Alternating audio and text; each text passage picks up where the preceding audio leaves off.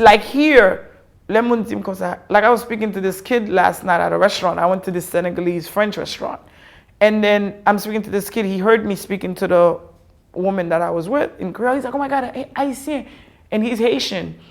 But he's hardly Langni Lou, whatever. And I'm like, he's like, yeah, I'm venu ici, I'm de grand, they get 9 ans. I was like, I came here when I was 7. Like, why can't you speak Creole? Oh no, you voulait parler Creole.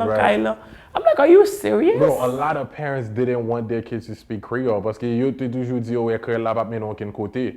And then I remember my auntie told me that. Oh, Alexandre Creole là pas Sejoe Creole là pas menon ken côté. But do Japanese people tell their thing? They're the only country that speak Japanese. No, and that's but do they tell them? That's what I tell them. It's like, and as a matter of fact, Creole pas besoin menon ken côté. Creole là pas gen pied. Yeah.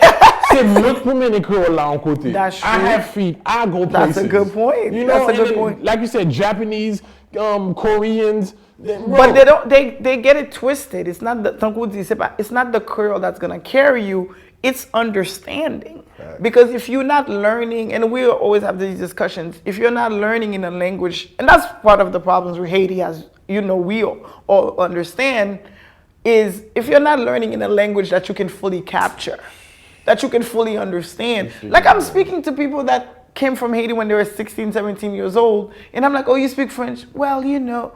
It shouldn't be you know. So you went to a school where you are learning in a language. At 16 years old, you still can't speak it. So what were you learning in school? But it's funny because I was taught in French too, and I always thought it was weird the fact that we would speak French in school, mais quand saute dans la rue, tout le monde parle créole.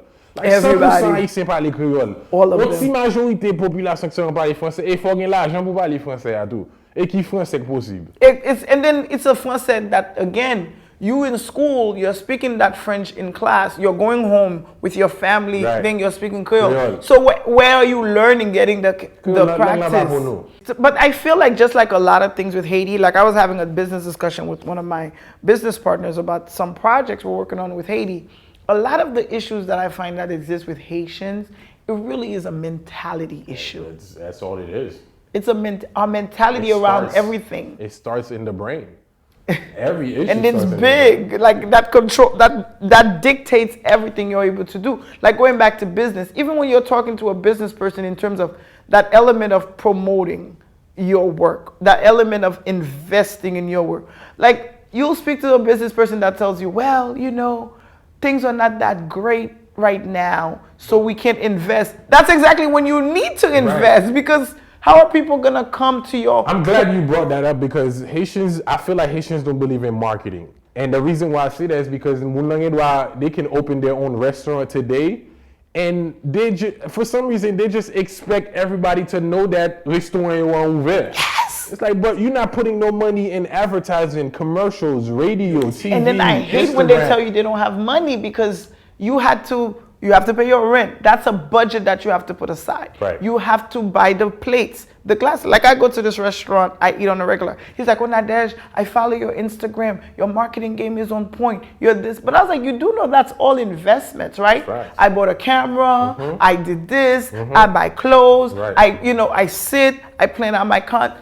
So it doesn't just happen because you have a good product. Right. You have to because market people it. Like you. No. You have to market it. But then, I'm buying cob.